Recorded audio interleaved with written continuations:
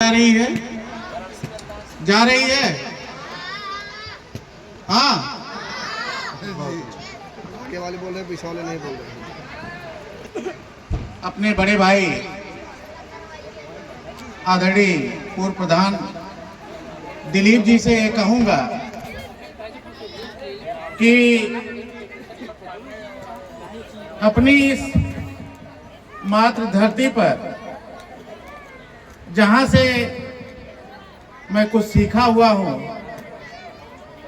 इस देव स्थान पे हमको कभी मुख्य अतिथि के तौर पे मत बुलाएं, हमको एक सेवक के ही रूप में बुलाएं तो ज्यादा अच्छा रहेगा।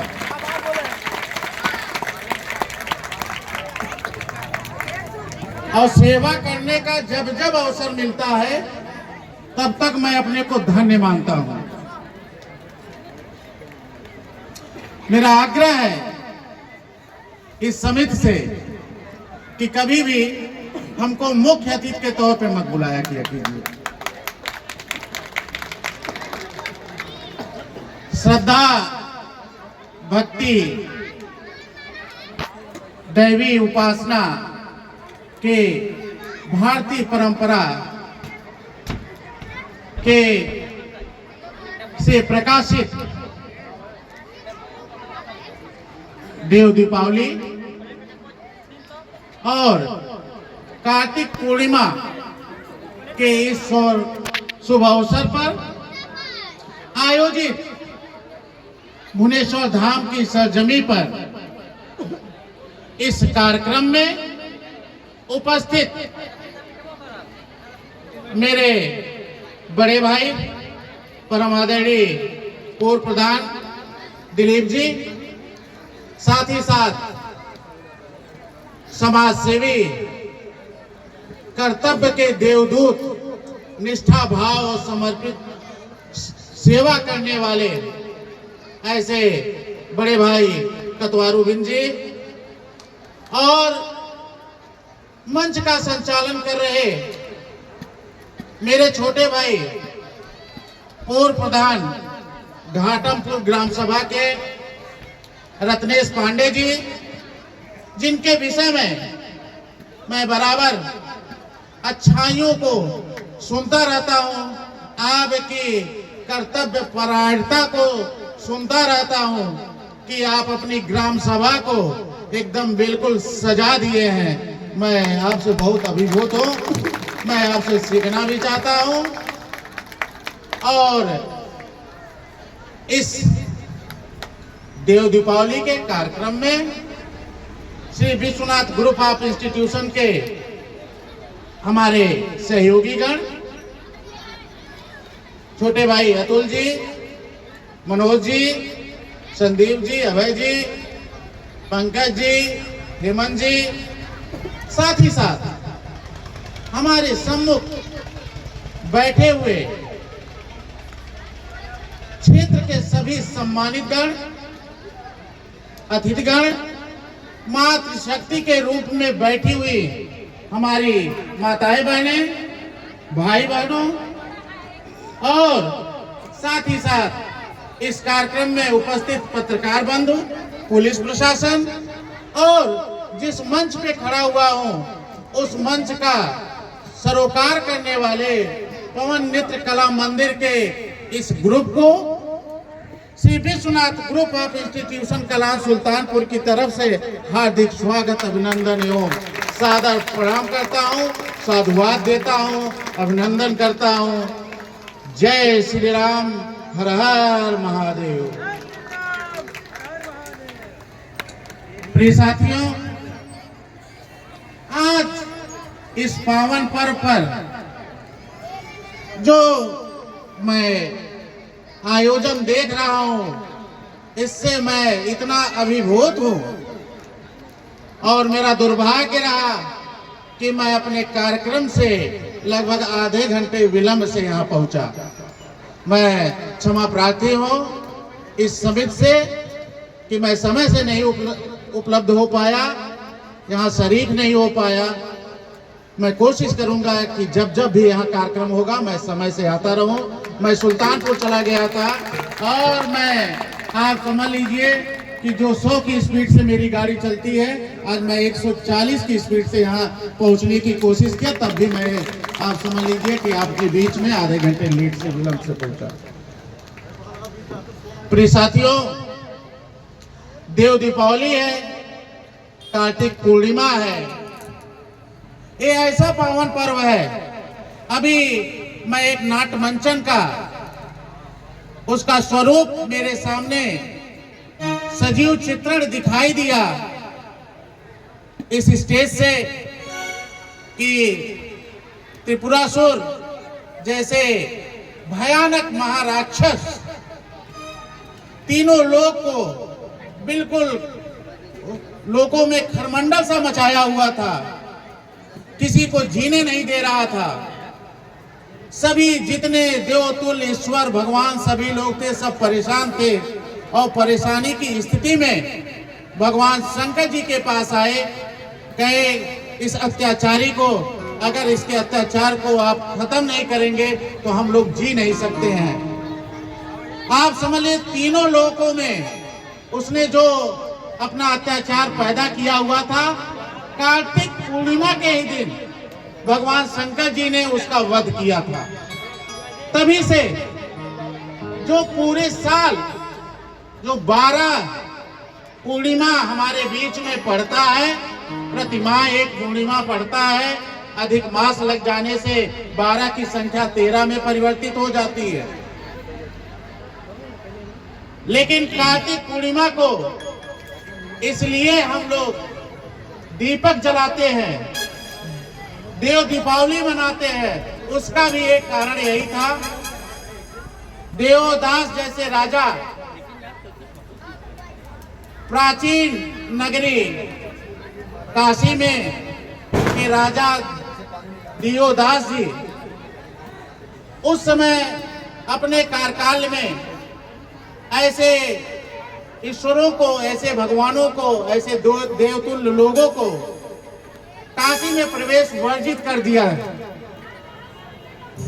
इसकी स्थिति को लेकर के पुनः लोग, जितने देवतुल्य लोग थे, भगवान शंकर जी के पास गए और उनसे निवेदन किया कि ईश्वर भगवान, मुझको आप जो है काशी में प्रवेश करने के लिए जो प्रतिबंध लगा हुआ है उस समय के राजा द्वारा, उससे हम लोगों को निदान प्रदान करें।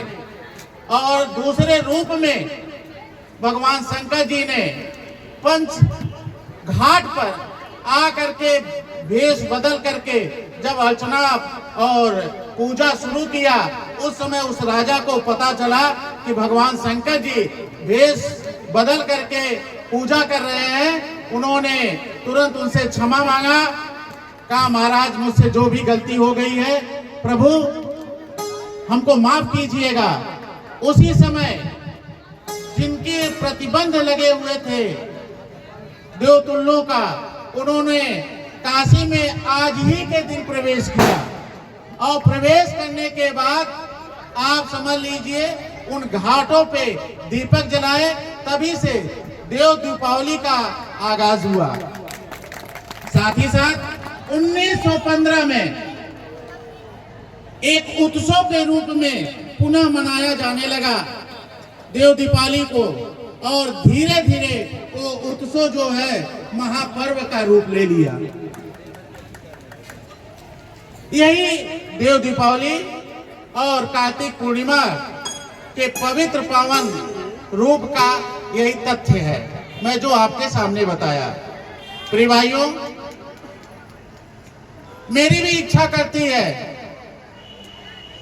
कि इस सरजमी को, भगवान शंकर जी की स्थली को, उसको सुंदर बनाया जाए, स्वच्छ बनाया जाए, है ना।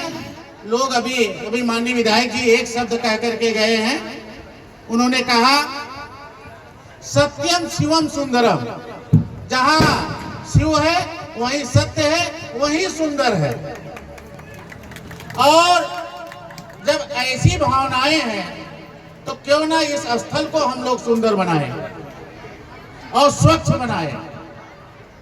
तभी वो भाव हम लोगों के अंदर आता है कि तन में मना शिव संकल्प मस्तु। तभी भगवान शंकर जी प्रसन्न होंगे और तभी हम लोगों का कल्याण भी करेंगे। तो ध्यान दीजिएगा, जब भी कार्यक्रम हो मैं निवेदन करता हूं अपने समक्ष शिव भक्तों से और मातृ शक्तियों से मैं निवेदन करता हूं, आपसे आग्रह करता हूं कि जब भी यहाँ पे कोई कार्यक्रम हुआ करे तो कम से कम आप छोटा सा श्रमदान करके इस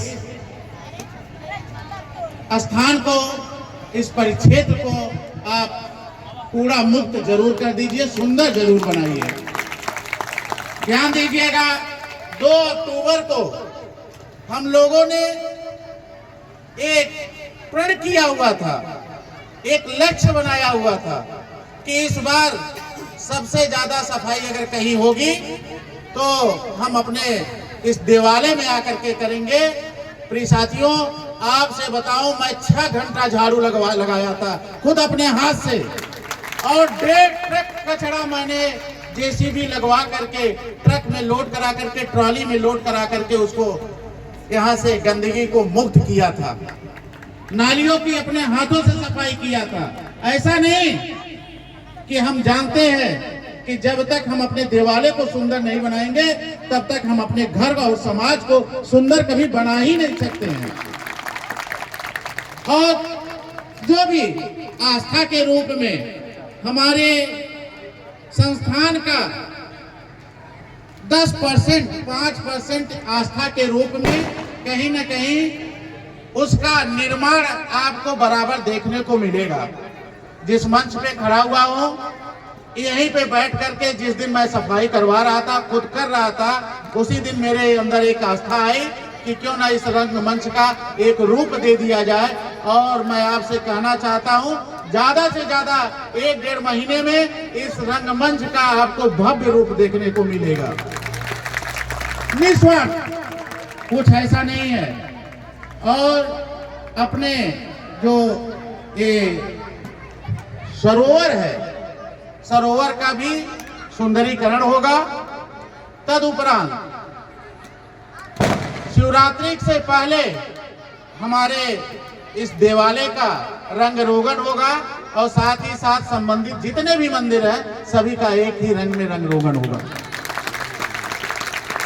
कुछ करना चाहिए, अंश मात्र के लिए करना चाहिए, कुछ दान देना चाहिए, कुछ समर्पण भी करना चाहिए। जब तक ये आस्था आपके अंदर नहीं आएगी तब तक मानव का कोई रूप आपके अंदर नहीं दिखेगा। इन्हीं सब शब्दों के साथ आज इस कार्यक्रम में उपस्थित समस्त शिव भक्तों, मातृशक्तियों, रंगमंच के समस्त कलाकारों को, बैठे हुए सम्मानित अतिथियों को और साथ ही साथ इसके संयोजक, आयोजक और इसके वॉलंटियर को, सभी को मैं एक बार अपने हृदय की असीम गहराइयों से बहुत बहुत धन्यवाद और शुभकामनाएं देना चाहता हूं। और इसके साथ ही साथ मैं आपसे बस यही कहना चाहता हूं कि हम लोगों का एक ही नारा, स्वच्छ रहे देश हमारा। बहुत बहुत धन्यवाद। जय श्री राम। बोलिए भगवान शंकर जी की। इन्हीं से उत्थान, इन्हीं से अंत। जय जय शिव शंकर। बहुत बहुत धन्यवाद। जय हिंद, जय भारत। बहुत बहुत धन्यवाद, बहुत बहुत आभार बड़े भैया। आपका यह आश्वासन, आपका यह आशीर्वचन, आपका यह जो मार्गदर्शन रहा वह हम सभी के लिए प्रेरणा स्रोत है। हम आपसे हमेशा आग्रह करेंगे कि जब जब हमारी समिति शिवधाम के प्रांगण में कोई भी कार्यक्रम आयोजन करेगी आपको समय से पूर्व अवगत करा दिया जाएगा। और आपको बताना